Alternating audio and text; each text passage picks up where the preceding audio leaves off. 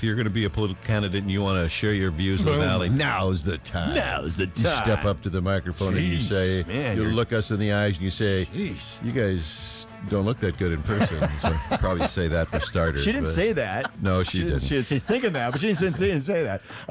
Yeah, we continue with our candidate interviews this morning with 4th District Congressional candidate, Miss Christine Brown. Good morning, Christine. Thanks for coming Good morning, in. gentlemen. Thanks so much for having me. I really appreciate it. Yeah. Well, glad you could make it. Definitely. You have been on this trail for some time. You got an early start ahead of everybody, didn't you? I did. And I did that on purpose, Dave. I did that so that hopefully other Democrats wouldn't get involved. Right, thin the herd. I got you. I got you. I know how you roll. Smart. But I know how you roll. But maybe not everybody does. Christine spent a number of years in Yakima on TV in the Tri-Cities area, a well-known media personality. But give us the Christine Brown backstory real quick before to start this thing. Backstory. You know who you are, family, jobs. Well, career. you know what? I moved to Yakima when I was 3 years old because my parents moved here from Wisconsin and Illinois. I always say it's the greatest gift they ever gave me. I love the West. I love living in Eastern Washington, and I choose to live in Eastern Washington. I love it. I graduated from Central, and I got my first professional job, working for Yakima County. Yeah. And I worked in developmental disabilities, human services, and I worked under 3 county commissioners that I really respected: Graham Tollison, Jim Whiteside, and Chuck Claret. Sure. And through that process, I thought, I want to be a county commissioner someday. So I decided to change careers, looked at television as an option, and I thought I can learn the issues of my community and I can create some name recognition. So I tucked that in the back of my head. That was, more than 30 years ago. And then I had children and a career. And of course, when you're involved in media, you can't be political.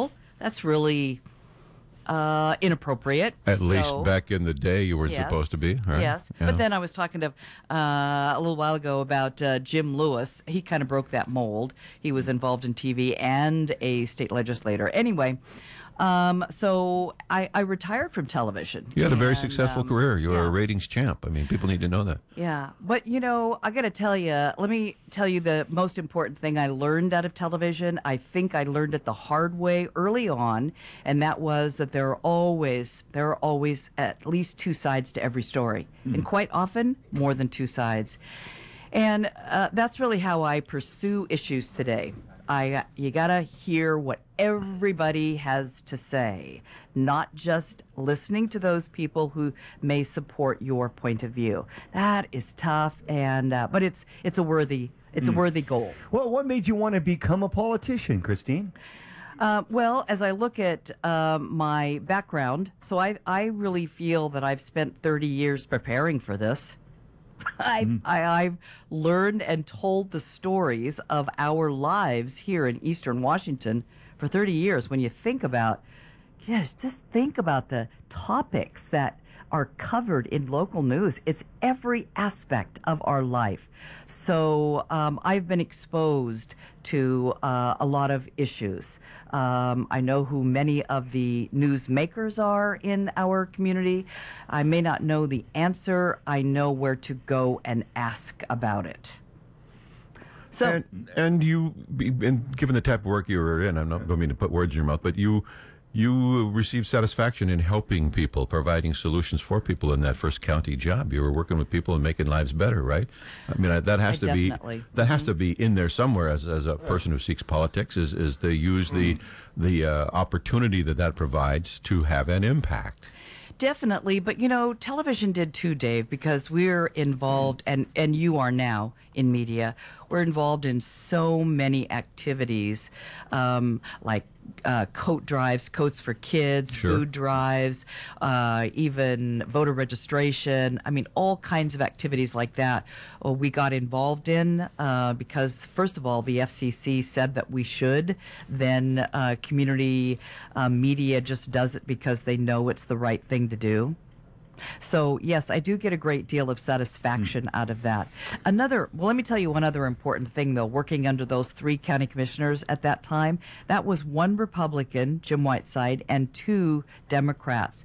And I highly respected the way that those 3 men interacted. Obviously, they didn't always agree, but I truly admired the way they tackled coming up with decisions from the commission at that time. So that's what I use as my model. All right, well, let me ask you a question then. How's that going to play out in the climate today's politics, especially in D.C., where the model is how much can you trash the other guy? How low can you pull the other guy? Are you prepared to go back into what so many refer to as the swamp and maintain that sort of higher brow approach to dealing with the other side of the aisle? Oh, Dave. Oh, you know Dave. You know how difficult that is right now. I see it. I'm not blind to it. What I tell people right now is that one of the first things that I would do is go to Washington, D.C. and meet individually with all of the new people who will be elected, because I do believe we're going to have quite a few new people moving into the House of Representatives, and from every party, Republican and Democrat, see where our positions on issues overlap and try to form coalitions at that time. I think this will be a new opportunity to form new coalitions that are not as party-centric as we've had in the past. That's how I would pursue that. Well, I hope you're right, but my hunch is you're heading into an environment that will ask you if you are ready to now impeach the president and start whatever proceedings can be done against the Supreme Court. So you get there and you bring in a lot of new people with you, and you bring maybe you're the one vote that tips the margin. Christine Brown gave us our 221. We now have the margin. Everybody get ready. Are you prepared for that sort of thing? I don't know if anyone is ever prepared for that sort of thing. But quite frankly, Dave, I know that those are some outstanding issues, but I'm a heck of a lot more concerned about health care, immigration, saving our planet. Those are the issues that I really want to bear down on right now. So that's what my focus would be. All right. Well, let's talk immigration. Trump's still going to push for his wall. Where are you at on something like that? How do you see the immigration issue being handled? Well, as it relates to the wall, I am not a supporter of the wall at all. I really believe that $25 billion could be spent much more effectively in our country on infrastructure. We have not put the money that we need to in all of these years since the Eisenhower administration, basically, and think about how long ago that was, to fortify our bridges, roads, airports. We need rural broadband, those types of things. So to me, that is a much more immediate need. Now, we've obviously got to have border security. But I think one of the other things to look at in terms of border security is to really drill down on why are people coming here. And I see that there are 2 reasons that people are coming here. They're coming to escape like tyranny, potential death, inability to support their families, so they're risking everything to show up at our doorstep. Can we affect that in other countries? That's my first question. Secondarily, people are coming here because there are jobs, because we continue to have employers. We have jobs. We have jobs. And now under a Republican administration, we have jobs. We didn't so much 4, 6, 8 years ago. Dave, Come on, I'm just saying. We won't get into it, but I'm just throwing that out you. Okay. You can throw it at me, but I'm going to sidestep it deftly. There you go. All right. So they're coming here for jobs. They're coming here to escape oppression. We've got maybe as much as 22 million folks now. What do we do with the DACA kids? What do we do with all the other people that are here now? Start a path to citizenship? Yes, absolutely. I really believe that.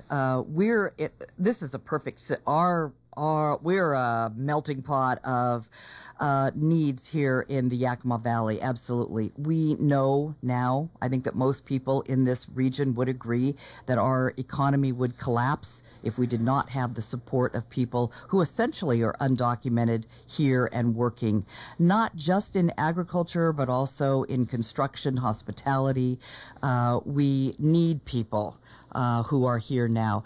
We have built a robust agricultural economy on the backs of immigrants, and I believe that it is past time that we offer a status of documentation with a path to immigration or citizenship. I think that is in our best interest. I think that strengthens us here in the Yakima Valley. What about permanent green card, no voting?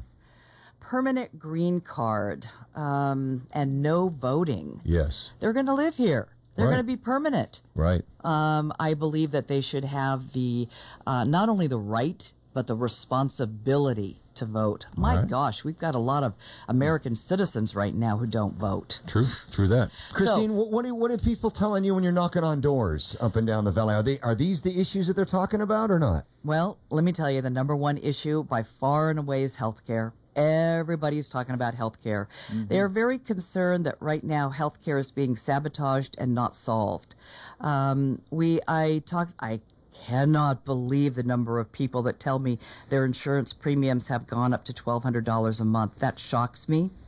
And their deductibles are at $7,000. That is difficult to imagine that as insurance. I am an advocate of health care for all. Take that idea, put it on the table. Let's find solutions. 32 other countries have done it. Hey, we're smart. I think we can too if we decide that that is the way that we want to go. So make that the goal. Bring everybody to bear, and answers will come from that when everybody takes that as the reasonable starting point. Yes. Okay. All right. 2 minutes to go. What do you want people to know about you in the last days of this campaign? What questions are there about you, or information that you want to get out to thousands of KIT listeners right now? Well, if we're talking about health care, let's just compare my position on health care with our current congressman. That is Congressman Dan Newhouse. And Newhouse was willing to multiple times vote to repeal our only health care system that we have right now with no replacement, no better idea. I believe that that is irresponsible, and that's why people are desperately concerned about health care. They see it not being fixed, improved, instead being sabotaged. And that scares the heck out of people. Sure. It really does. So I want to approach healthcare differently. I want to look for those solutions. I don't want 12 older white men going into a closed room and making the decisions. I want this open, out in the open. Let's get it solved. That's how, and that's how I look at immigration as well. Let's stop kicking it down the road. Do you know that the first time that an issue related to Dreamers or DACA was first introduced in Congress was 2001? Goodness sakes, that's 17 years ago. Let's get busy. Let's get to work. I'm ready to do that. Bam! Right there. That's the Christine Brown I know back in the day. Direct, straightforward, straight talking. What you see is what you get. Put it on the table. Let's deal with it. And that is the Christine Brown I know. So you are being 100% consistent, Christine, and I could appreciate that. I respect that. Appreciate your time this morning. Should you win, you know you'll be back here a few times to chat down the road.